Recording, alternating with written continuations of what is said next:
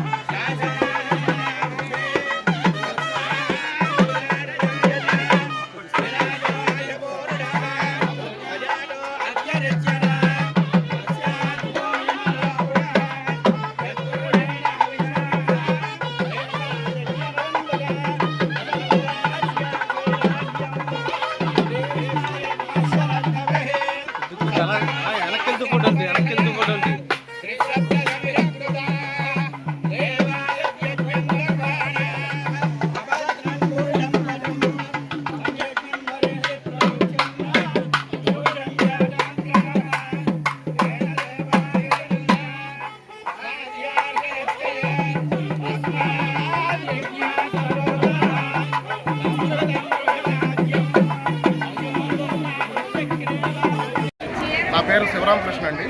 రాజమండ్రి నుండి శంబర పోలమాంబ యాత్ర కోసం దర్శనార్థం వచ్చానండి. నేను గతంలో ఇక్కడ 2011 వరకు ఇక్కడ నివాసిగా ఉండేవాడిని శివరాంపురం గ్రామంలో. అప్పట్లో ప్రతి సంవత్సరం అమ్మవారి దర్శనం చేసుకునేవాడిని. అప్పటికి ఇప్పటికీ పోల్చి చూస్తే చాలా వ్యత్యాసం కనిపిస్తుంది.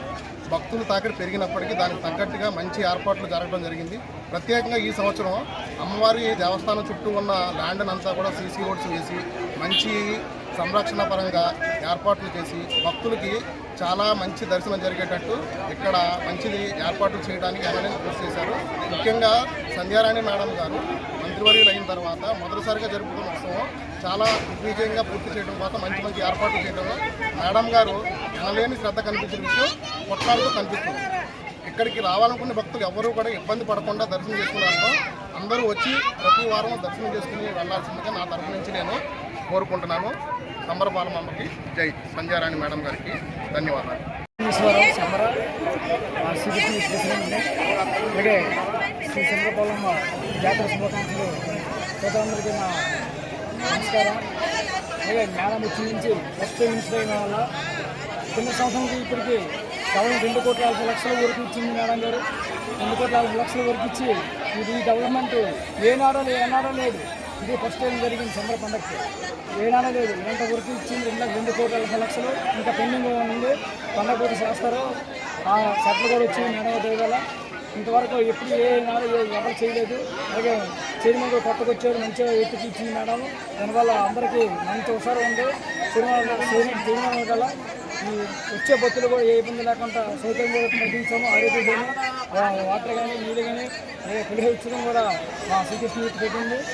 ఆ వాటర్ కానీ పాలు కానీ చిన్నపిల్లలకి క్లీన్ అయినా కానీ ఎలాంటి ఇబ్బంది లేకుండా ఈ బందోబస్తు కానీ డిపార్ట్మెంట్ కానీ ఎండోమెంట్ కానీ అందరూ సహకారంతో ఈ పండుగ జాతర శుభాకాంక్షలు చెప్పుకొని బాగా జరుపుకుంటామని జై సందర్భంగా ముందుగా శంబర పోలమాంబ జాతర శుభాకాంక్షలు అందరికీ తెలియజేసుకుంటూ ఈరోజు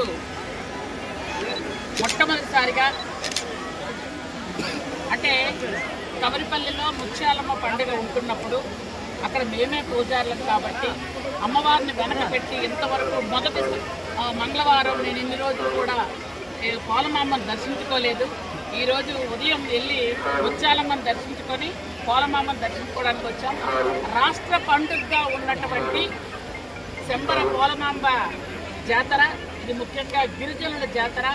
ఈ జాతరకి పట్టు వస్త్రాలు సమర్పించే భాగ్యం ఈరోజు నాకు కల్పించినందుకు ముఖ్యంగా మా చంద్రబాబు నాయుడు గారికి నేను హృదయపూర్వకంగా నమస్కారాలు తెలియజేసుకుంటున్నాను. ఈరోజు రాష్ట్ర పండుగ గుర్తించిన తర్వాత రాష్ట్ర మంత్రిగా నాకు చాలా సంతోషంగా ఉంది. మా కుటుంబంతో వచ్చి ఈరోజు పట్టు వస్త్రాలు సమర్పించాం. ఆ తల్లి రాష్ట్ర ప్రజలందరినీ కూడా క్షేమంగా చూడాలని, ఆ తల్లి ఎప్పుడూ కూడా అందరినీ ఆయురారోగ్యాలు ఇవ్వాలని, వర్షాలు సకాలంలో పడి పంటలు బాగా పండాలని, ముఖ్యంగా చంద్రబాబు నాయుడు గారికి పరిపాలనకి అవసరమైనటువంటి శక్తి సామర్థ్యాలు కల్పించాలని, రాష్ట్ర ప్రజలందరూ కూడా ఆయురారోగ్యాలతో ఉండాలని మనస్ఫూర్తిగా కోరుకున్నాను. జై పోలమాంబ, జై ముత్యాలమ్మ.